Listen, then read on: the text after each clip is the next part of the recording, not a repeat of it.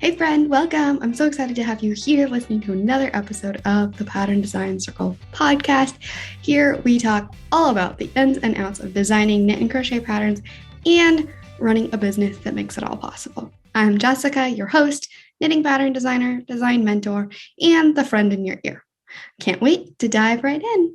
The Pattern Design Circle podcast is sponsored by the Pattern Design Circle, a membership community for knit and crochet pattern designers that are feeling lost, lonely, or frustrated in their business. It connects you with a supportive community that's always eager to answer your questions and help you through the hard times. And there's loads of resources and activities specifically catered to business and designing. Sound like your jam? Check it out at snickerdoodleknits.com/design-circle. That's snickerdoodle, like the cookie, knits, knits.com/design-circle. All right, let's get into it.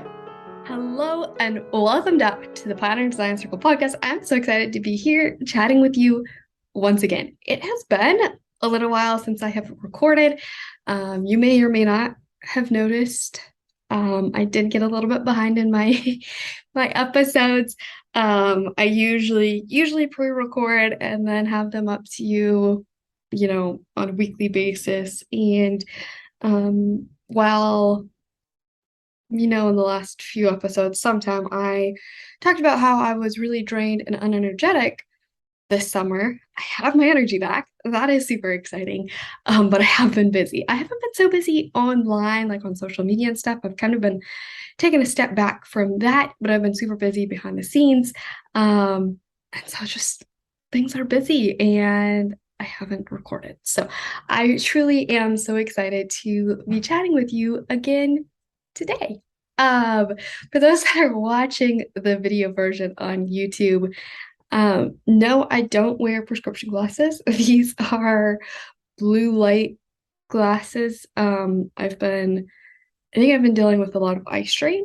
And so, a lot of times when I'm talking to people or recording and whatever, looking on the screen, I start yawning and stuff. And a lot of that's because a lot of times my eyes feel really tired, even though the rest of me doesn't really feel tired. So I start yawning and my eyes just look like I'm super tired. And anyway, so I'm trying to wear the blue light glasses again, and hoping that helps. I apologize if the reflection in the glasses drives you crazy. If it's too much of a distraction for myself, I'll go ahead and just take off the glasses while I'm talking. But yes. Hello again and welcome. Today we are going to be talking about what is one of our most valuable resources as humans and as business owners. And I don't think it is the most valuable. It might be the second most valuable. I would argue the first might be our health and well-being, our ability to actually do things, energy, things like that. But what we are talking about today is time. We usually think of money as being a very valuable resource, but money is something that you can create more of. Like, you can do things to make more money. Time is something that we can't do anything about. We can't make more time. We can't create more time. We can't do anything to change the amount of time we have. That is a fixed amount. We have 24 hours every single day. And the other day I was kind of thinking about it as it's kind of like a bank account where you know exactly how much money you have and it resets every single day. Like, that doesn't happen, right? In a bank account, like, you just take out or you add to it, or like it never resets. Our time resets every single day. So we have 24 hours every single day that we get to choose what we do with it and how we spend it. So what I want to really talk about today is, are you investing your time wisely? This has multiple elements to it, of course. And the inspiration for this really came from a discussion that I heard outside of the whole business online world. it's just this idea of investing your time and wisely investing your time and um how you're spending your time. Are you wasting your time? So I immediately thought of how applicable this is to our life as business owners, as entrepreneurs, um, where our time really is so valuable. It is absolutely one of our most valuable and important resources. And in the society we live in today, it's really, really easy to waste time. And I'm going to argue that it's really easy to waste time in our businesses as well. So, what does it mean to invest in something? Whether that's your time, your money, whatever. You invest in something now for returns in the future. So, a lot of times when we waste our time, it's because we're looking for a return for the present. Think about things like social media. A lot of things online. It's a return for right now, but it has no return for the future. It may even have negative returns for the future. I've been listening to Leonie Dawson's Marketing Without Social Media course, and she's talking about the negative impacts of that and how when we spend our time there, the return from that is lack of energy, it's lack of focus, it's low self-esteem, and even things like she was talking about there's research around social media decreasing our memory, both long-term and short-term. And all of these things where we're really in the long term, it's a negative return. It's not even a zero return, it's a negative return. So when we're investing our time in our business, I feel like it's pretty pretty obvious that we want to have positive return. We don't want to be spending loads and loads of time in our business and get absolutely nothing from it. Now, of course, there are a lot of different things that you can receive in return. We have money. We also have things like energy fulfillment, kind of aspects that they're not quite as tangible, but they are also extremely important, especially for us as entrepreneurs. And designers. We started this because it's something that we enjoy and we really want to love, right? We aren't starting this just to make lots of money. It's important that we enjoy what we're doing, that we love the work that we're creating, and that we enjoy it while we're doing it. So part of this return on our investment, it can be joy. It can be the satisfaction of knowing you're helping somebody. It might be things like testimonials. It might be knowing that you've done good for somebody else, that you've helped them. And of course, yes, it can be money for sure.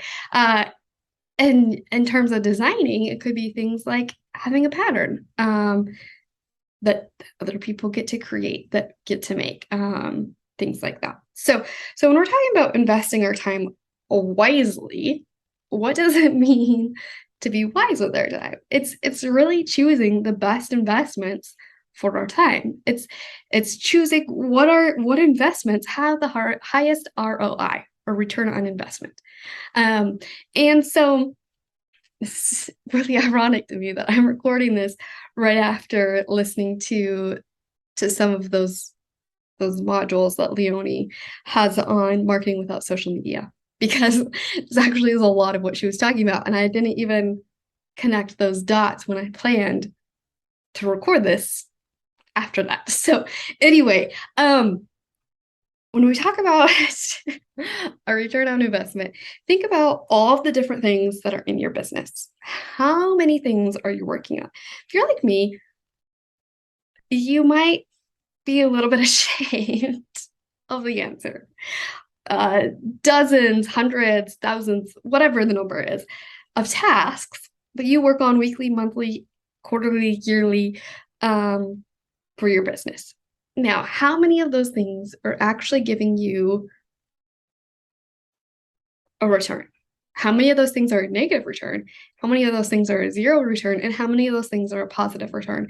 And now that I'm talking about this is actually an exercise that I want to go more in depth on after recording this because I think it will be very, very valuable. I've done like different thought experiments around this kind of stuff and analyzed it to a certain extent. But I'm going to challenge you with me to do an exercise where we evaluate the return on investment of our time in our business. So, what we're going to do is we're going to take a look at each and every task that we do for a business. So, that could be selecting yarn, that could be contact with the yarn dyer, talking to them about collaboration kinds of things. That could be the pattern writing process, which of course then can also be broken down into swatching and knitting and math and then actual pattern writing. And then we have test knitting and tech editing, and then the actual process of publishing the pattern and then marketing. That's kind of the life cycle of what we create as designers, right? So what is the return on investment on each of those pieces? What and let's look at that from an energy perspective, from a joy perspective, and from a time perspective. So let's go ahead and just say test knitting. Test knitting process. How much energy does it either give me or does it drain from me? It might give me energy because I love connecting with knitters. I love chatting with them. I love seeing their pictures. I love hearing their raving praise. I love working with them to create a better pattern. It might be draining because it's a lot of work to keep up with. It's 6, 8 weeks, whatever, however long your test knit is, that we have to be on our toes, answering those questions, revisiting our pattern, making any changes necessary, communicating with the test knitters. And then at the end of the test knit, we have to follow up whatever we say we're going to provide. So if you're going to provide patterns, you have to send those patterns or send the coupon codes. You have to follow up on things like, if you want to make sure people actually finish the test and they haven't finished yet, follow up with them. So those are just different examples on energy, how it could be negative or positive. I guess for those listening to the video, I kind of did my hand motions opposite, positive or negative. And then think about the joy factor. I think sometimes the energy and the joy, can be intertwined there. But does it bring you joy? I feel like that is kind of a yes, no question. And then if yes, how much joy, so that we can compare it to the other tasks. And then revenue. How much is test knitting contributing to our revenue? Obviously, it's not directly bringing in money, but it might, of course, make us able to share the pattern because it's been test knit. We have testimonials, we have proof concept, we have proof that it's working well, we have all the projects on Ravelry and the ratings on Ravelry. But the money on this example can be a little bit harder to pinpoint. But how much exactly is it bringing in? Now, the thing is, when we decide that something's not a proper investment for our time, we get to make the decision of, do I get rid of that thing? Do I completely cut it out? Or do I pass that task on to somebody else? There are some tech editors that will, for a fee, do your test knitting for you. They'll manage your test knit. You might even find people who would be willing to manage your test knit that aren't tech editors, that isn't your specific tech editor. And then of course you can do that for all sorts of things. You can even do it for your pattern writing. You can say, okay, this is my concept, send it on to a ghostwriter, pattern writer, and they write the pattern. So I have a friend who she basically has handed off most parts of the pattern design process to folks that she has hired. She creates the design idea. She talks about it with her pattern writer. Pattern writer, she might swatch it up too. But then the pattern writer writes up the whole pattern. She then sends that to a sample knitter who knits her sample. And then the pattern writer manages, well, it must go to the tech editor. It's been a little while since I talked to her about it, but goes to the tech editor. And then it's either the tech editor or the pattern writer, I don't remember which, that manages the test knit. And then at the end, she gets the finished pattern to sell. So she's eliminated all of these steps that require her time and her energy. She's decided that that is not a good investment of her time. And so instead, she gets to focus on things like she teaches classes. She can do the marketing. I don't remember if she does the photography or somebody else does that. But anyway, this is just an example of what we do with this information once we have analyzed how we are spending our time, well, really, whether the time we are spending is being spent wisely. It does tell me, though, we should go ahead and talk real quick about how to actually understand how we're spending our time. The best thing is to just track everything that you do. Don't, in this instance, I would say, unless this is how you always operate, don't limit yourself to, okay, I'm going to spend this much time on writing this pattern or sending this email because I want it to look good on my timesheet, because then you're going to have inaccurate data. But just track absolutely everything you do. You can do this for your life as a whole, from, how long you sleep, how long you spend laying in your phone, laying on your bed in the morning, looking at your phone, how much time you spend in the shower, how much time you spend eating, how much time you spend staring at the dog outside, how much time you spend organizing your desk, how much time you spend going through emails, how much time you spend scrolling through Instagram, how much time you spend creating content for Instagram, all of the things. It's important to know where your time is going, whether this is a whole life look or this is a whole business look. Because this information is going to really allow you to know whether the investment is worth it or not. A lot of times we don't realize how much time things take. It's just a fact, scientific fact of the brain, that we are not typically aware of just how long tasks take. And so that's why it's really easy for us to overschedule, to overplan, to overcommit, all of those different things. So really, step one, I'm backtracking now, so I apologize if you're trying to take notes and now I'm messing up your paper. But step one is tracking your time. It's knowing what you're even working on and how long you're spending on it. Step two now is to really analyze what am I receiving? What is the ROI in energy, joy, and time, and money from these things. And then step three is to really look at, okay, I'm investing this much, I'm receiving this much. Is it worth it? And you might end up with 20 things, 20 large projects that say, yes, this is worth it. But do you have time to spend on those 20 projects? If you're anything like me, you'll probably say yes, but in reality, the answer is no. And you end up finding yourself overwhelmed, working too many hours. And by that, I mean working more than you want to. And that's not actually the place you want to be in. So be truthful and honest and hard with yourself here.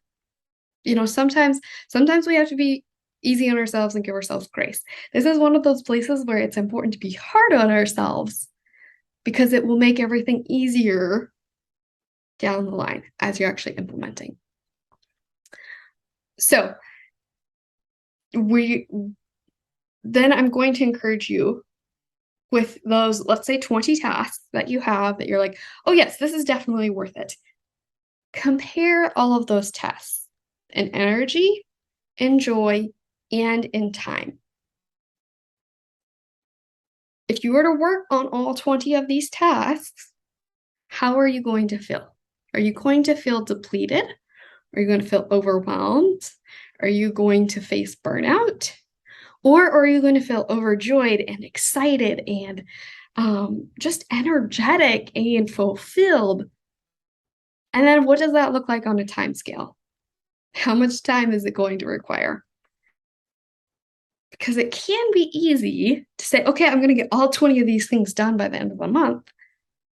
And that's not realistic. Instead, you could say, I'm going to work on 2 things each month for 10 months. That means they're still all done by the end of the year, and you're preserving your energy, joy, and time. So, I would love to hear how do you feel, or maybe do this reflection as well. Before you start, ask yourself, how do I feel about the time that I'm spending? Do I feel like I'm spending investing my time wisely? Do I feel energetic and joyful, like I have plenty of time? Or am I feeling overwhelmed, burnt out, depleted, stressed, unhappy? I'm like, I never have enough time. There's just never enough time in a day. My day needs to be a week long. And there's no shame either way. There's lots of people in both camps. You are not alone either way.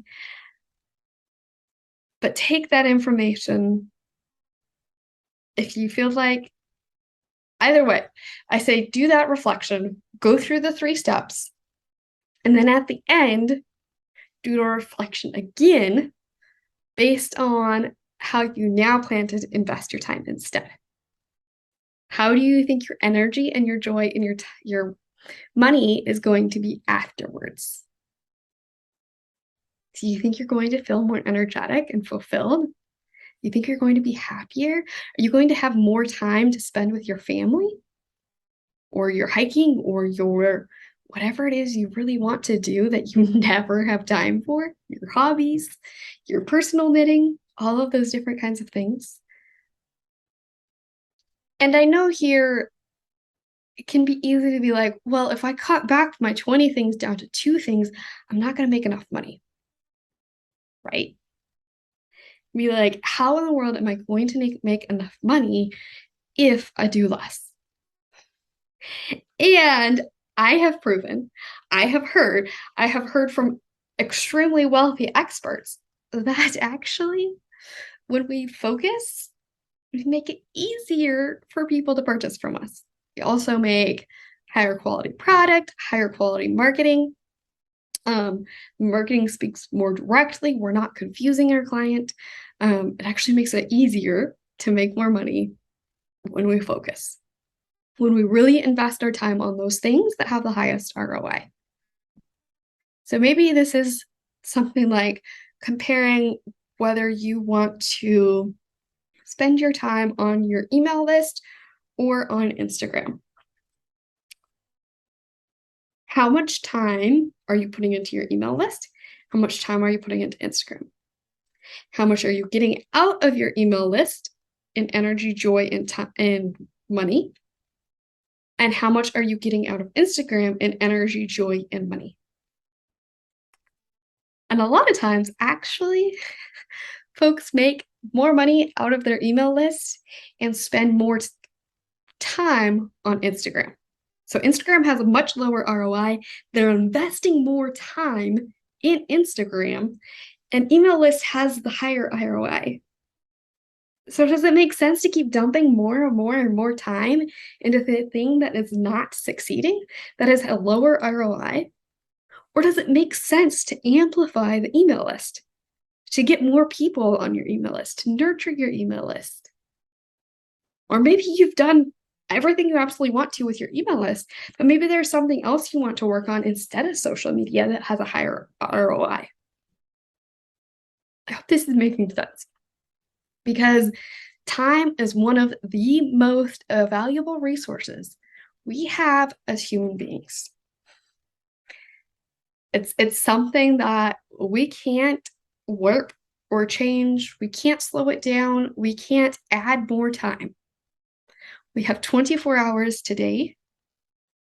Well, by the time, for me right now, I'm recording this at like 4 o'clock in the afternoon. So I have well less than 24 hours today.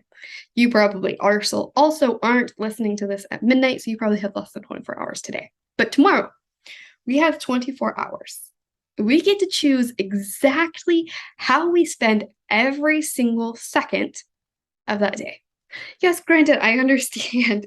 Parents, you have kids, you might have kids that come in and wake you up in the middle of the night and, you need to tend to them. That is the thing. You also get to choose whether you're going to ignore the child or you're going to help the child. So that is a choice. But ultimately, we get to choose how we are spending every single second of every single day. So are you investing your time in your business wisely so that you have the highest possible ROI in energy, joy, and money? And you can list those in whatever order you prefer, whatever is most important to you. Maybe you say they're equally important. I need to have energy, joy, and money equally. So that's coming back to that list of, say, 20 items, choosing maybe a couple that give you high energy, a couple that give you high joy, and a couple that give you high money. And that's what you focus on so that you get high ROI in all three places. Maybe that's saying, all right, in this season, my energy is most important.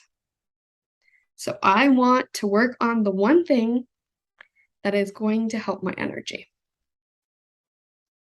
And you can change that, each season. You don't have to be dedicated to a very specific plan on time investment for the rest of your life. You get to change. We go through ebbs and flows. That is totally natural and okay. But for right now, what is most important to you?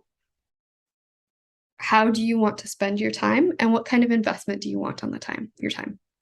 And is what you're investing your time in the highest ROI for you right now? Are you actually getting what you want? Is it actually worth it? Is it worth your time at all? If you're feeling unenergetic, depleted, unhappy, depressed, overwhelmed, and you're not making any money, why are you spending your time there now? And that's not a question of judgment, because I've been there before.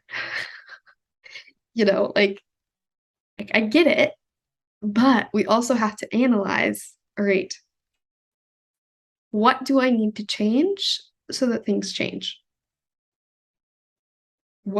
How do I need to change my time investment?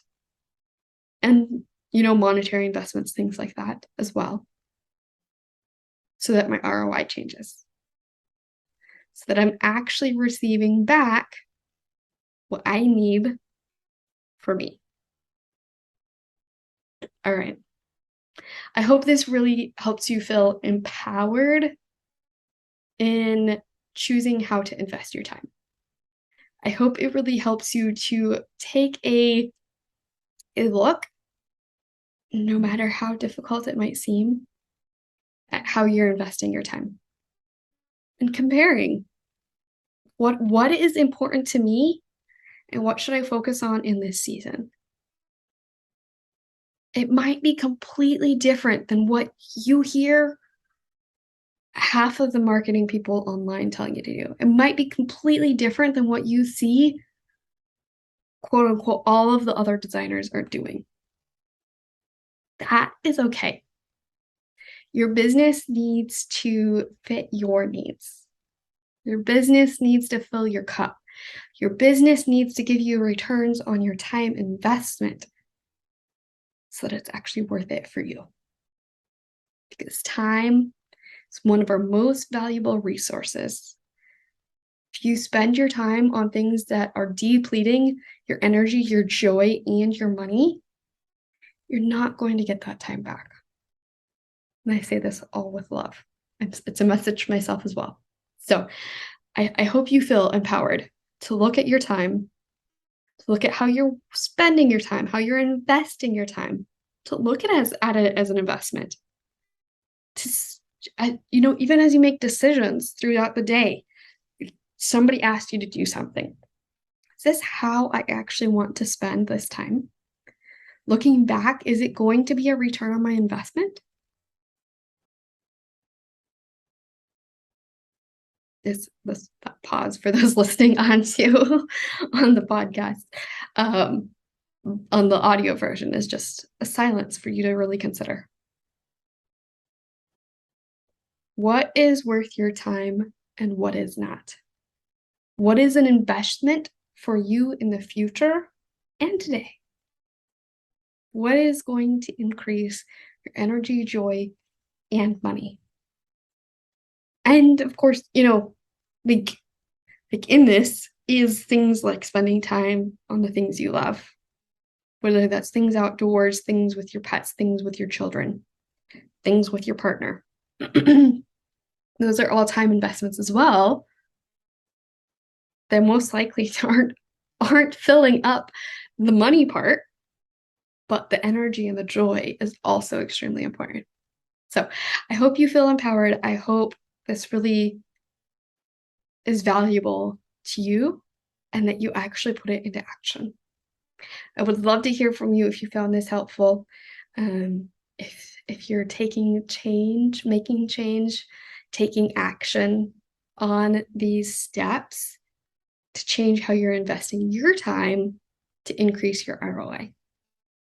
All right. Thank you, friends, so much for listening. Feel free to connect with me on Instagram at Pattern Design Circle, or my email is jessica@snickerdoodlenets.com. Also, if you're looking for more support and resources and community as a designer, I would absolutely love to have you join the Design Circle community. The link will be in the description of this, both the video and the audio version. That is snickerdoodlenets.com/design-circle. And go forward, investing your time wisely. Wow, thanks so much for listening to this episode. If you found it valuable, please share the podcast with a designer friend. And if you have a minute, leave a review. It's so helpful for me and means the world to me. Chat soon.